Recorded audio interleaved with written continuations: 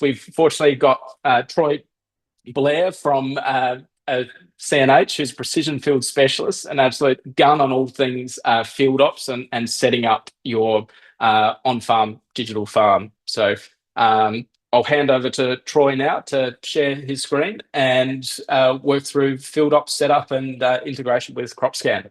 Thank you, Troy. Hey, Ed. Thanks very much, mate, for the warm welcoming. Yeah, as Ed said, Troy Blair with CNH. I'm Precision Ag Specialist for our hub CBU2. So I cover New South Wales, Vic and Tasmania and assist in anything else that I can get my little grubby hands onto. So I'll share my screen now. And so I just want to introduce you to what is Field Ops. Field Ops is a all-encompassing farm management platform. There's multiple different ways you can access Field Ops, desktop, mobile app, etc. It's a true all-in-one management platform catering to all skill levels, crop specialties, regions, and operation sizes. Field Ops stores all your machine data points, operation, agronomics, insights, and so on.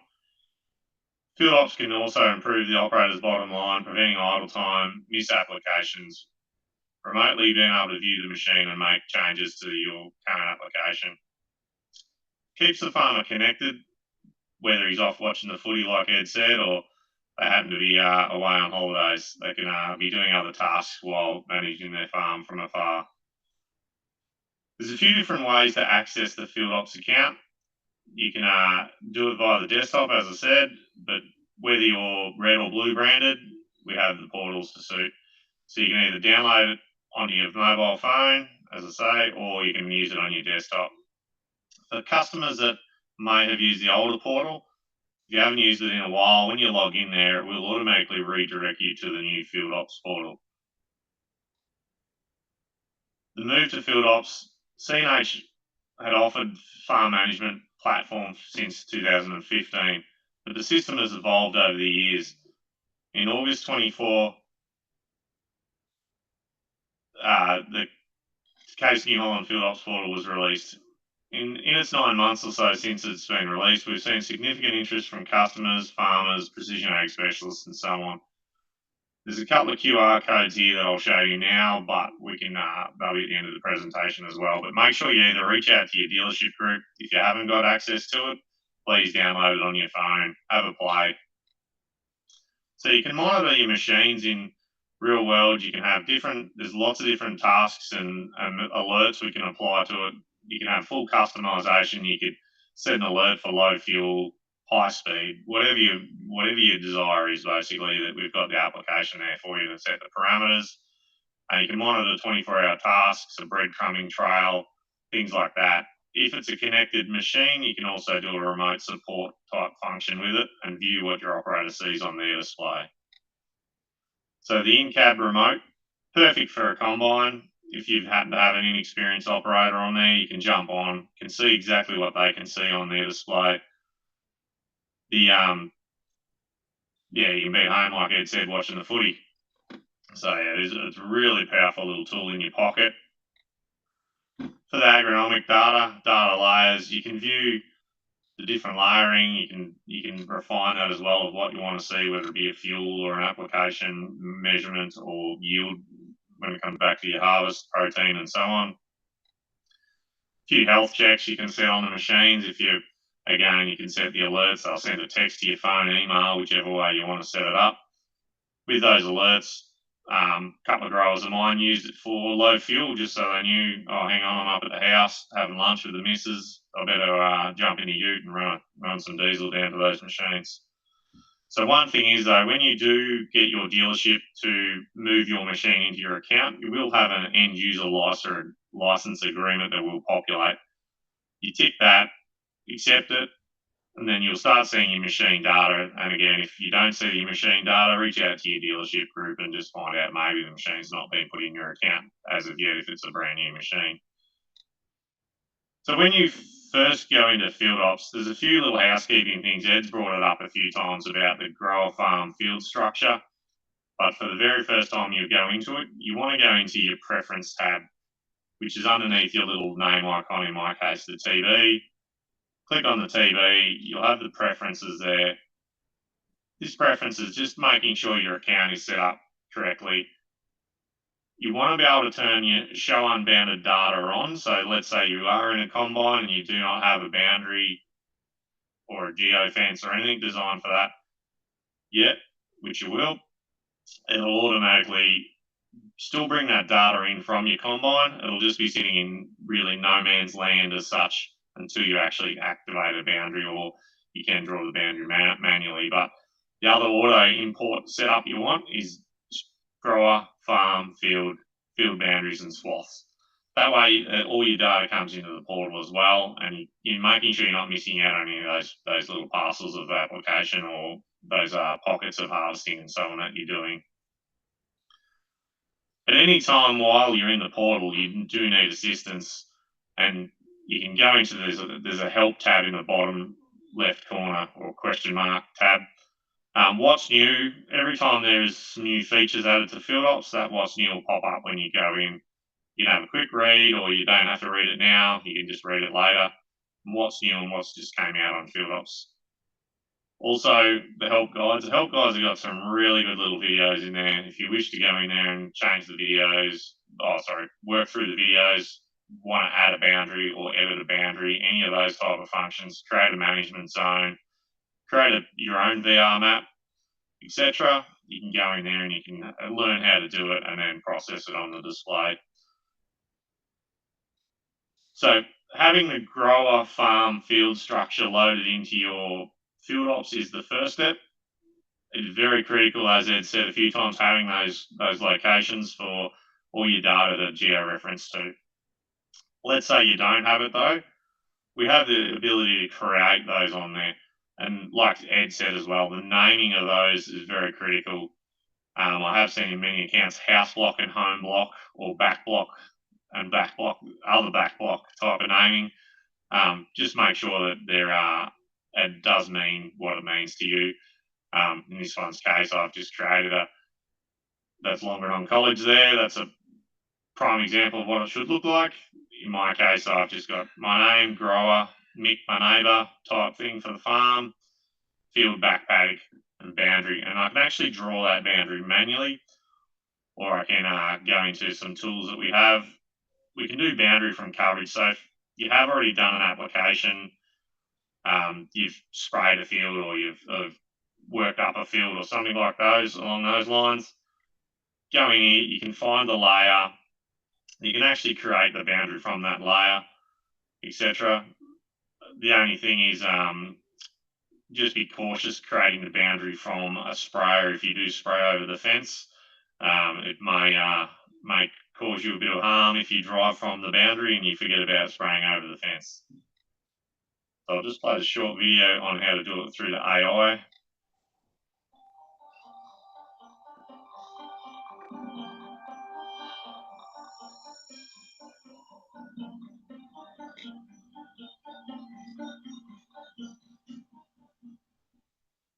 Welcome back to another Field Ops 101 training session.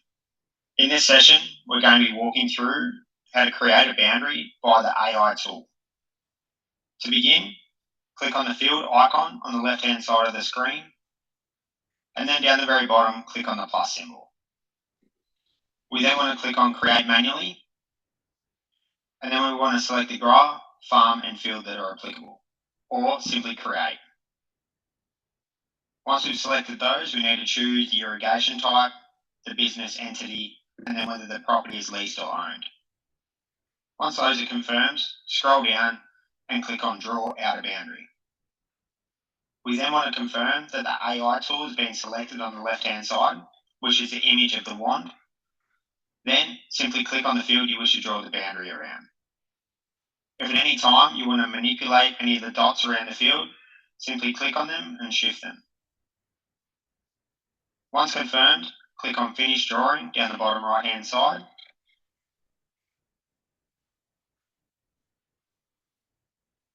And then confirm that all your setup options are complete, and then click on Save.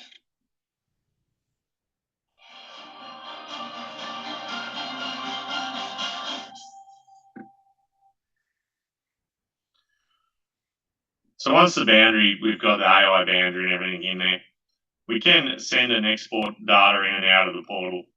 There's multiple different ways, different software packages and things we can send it to. So just I'll go through the steps in this, and then I'll play a short video on this as well. So up in the top right corner, you have the double arrows, in or out type box, depending on how you want to call it. But we have a multiple number of files that you can use. CN1 file to the Pro 700 IntelliView 4, ISO XML, etc., Raven ISO, shapes and Trimble, etc.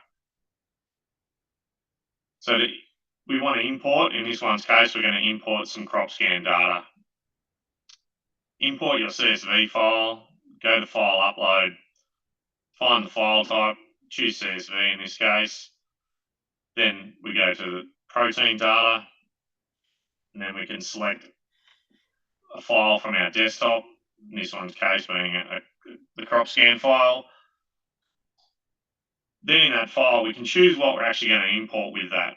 We can select protein, moisture, oil if need be, if the canola and etc. Then we just hit the finished. And once the processing is complete, the data layer will be available to be viewed in that boundary that we've created earlier.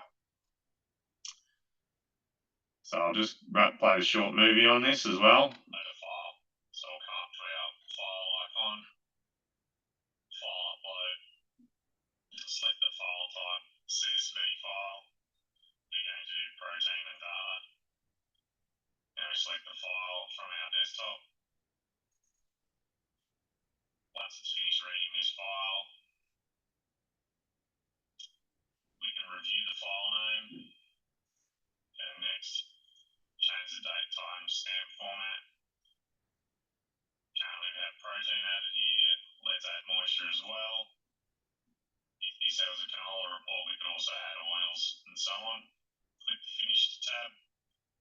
Now this will be processing in the background, and we can see the process status of where it is that's scheduled. Now that the file has completed, we can do it as a completion warning up the top or alert. And now we can see that the protein data is sitting there in the account. We can either view the protein or the moisture.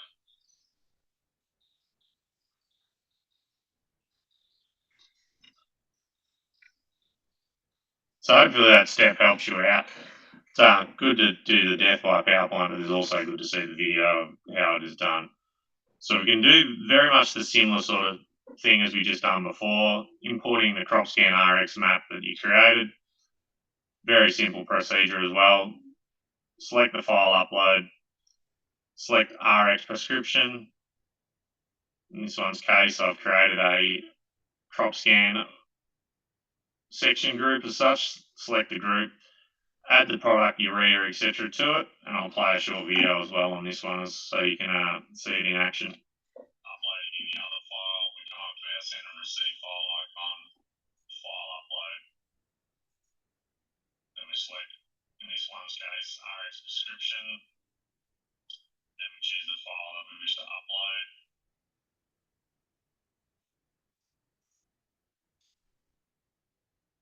Once the file is finished processing its upload, file completed, you can either select a group or create a new group, season and application type, hit next, verify it's an RX file type name, and go next. Once this is processed, then we add our input, what we're going to put in, the rate that we're going to apply at kilos, etc., hectares, and then the rate attribute is urea. Hit the finish icon, then it'll start the scheduling. Once this is completed, we'll be able to review the file. Now this has completed, we can see our prompt up the top saying completed. You can see the description now, and we can review the description, what each legend is for.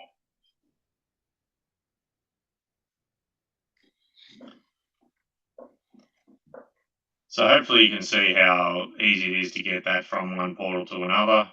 through the manual process.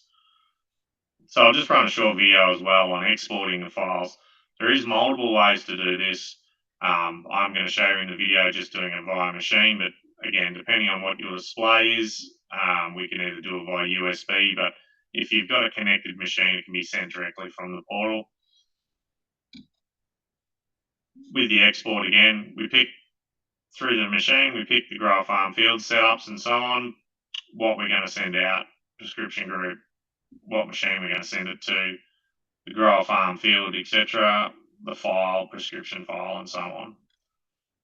So before we export it, we can have a quick review of the prescription file. There it is. Yep, looks exactly like what Ed was doing. Happy days. Let's hit finish.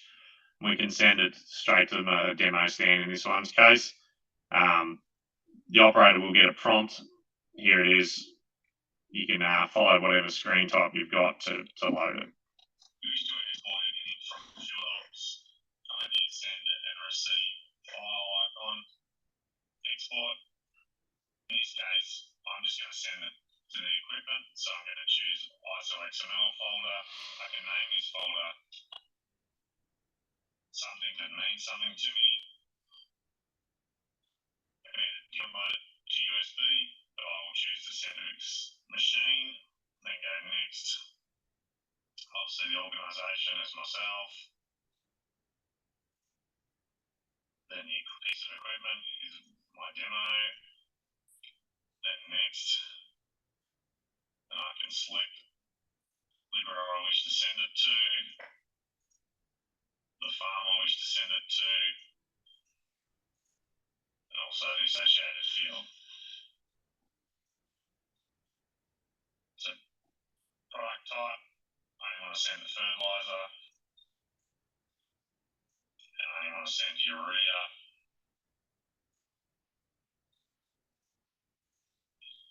But I want to include the description in this case. So the description is included under that group. If you had multiple groups, you could use the multiple groups. Prescription type, again, if you had multiple prescriptions loaded, you can choose the prescription you wanted. You can include swaths if need be at this time, and also include boundaries, but I already have these loaded, so I'll just go next. Give you a quick moment here to review the folder.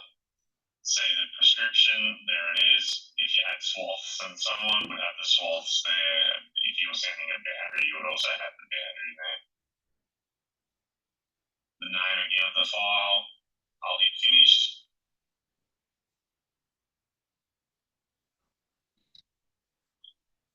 This file was sent successfully. Now it's sent to my machine. When I hop in my machine, being a connected machine, I would get the icon that the file has arrived. Load the file, then I'll see follow whatever your display is, follow the steps for enabling that prescription map.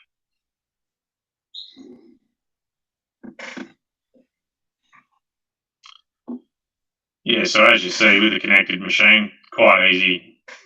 Do it from home, have the operator in field, do it while you're fishing, watching the footy. So one thing I talked about before was the linked account side of things. And I don't have my beautiful voice on a recording for you here, but I'll just talk through it. So there's a settings or sprocket tab on the left-hand side. You can go into that, then you can see linked accounts. And for an end user, I definitely recommend them linking their precision ag specialist or someone within the dealership to it, just to help them out if they need be, or even just to get the dealership guys to help them view what they're doing, make sure the boundaries are correct and so on. Multiple ways you can do read only, means you can't edit, change, or do anything or export. Read write gives the account holder or the linked account holder the ability to do boundaries and so on for you, and import, export data and so on. So the customer at any time can remove and revoke this this linked account, but essentially you would definitely want to link this to your agronomist. And for those that have their camera ready, I'm just about done, but you can get the barcodes here. Snap on, you can open the account in either the red or the blue account and switch between them. Your data will be the same in either account. Thank you for joining today's webinar. We hope you found this informative and enjoyable. Please find more CropScan videos and webinars on our website cropscanag.com and our YouTube channel.